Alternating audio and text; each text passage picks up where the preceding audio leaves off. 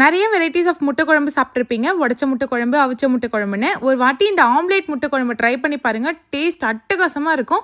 இது ரைஸ், சப்பாத்தின்னு எல்லாத்துக்குமே டேஸ்ட் சூப்பரா இருக்கும். எப்படி சேர்த்துன்னு பார்க்கலாமா?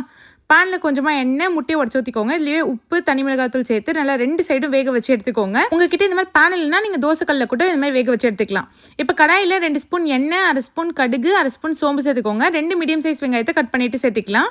கூடவே ஒரு கொத்து கருவேப்பிலை சேர்த்து வெங்காயத்தை நல்லா வதக்கிக்கோங்க. வெங்காயம் நல்லா வதங்கினதும் இதில் 1 ஸ்பூன் இஞ்சி பூண்டு பேஸ்ட் சேர்த்து பச்சை வாசனை போகிற அளவுக்கு வதக்கிக்கலாம். 2 தக்காளியை கட் பண்ணிட்டு சேர்த்து இதையும் நல்லா வதக்கிக்கலாம். இப்போ மசாலா சேர்த்துக்கலாம்.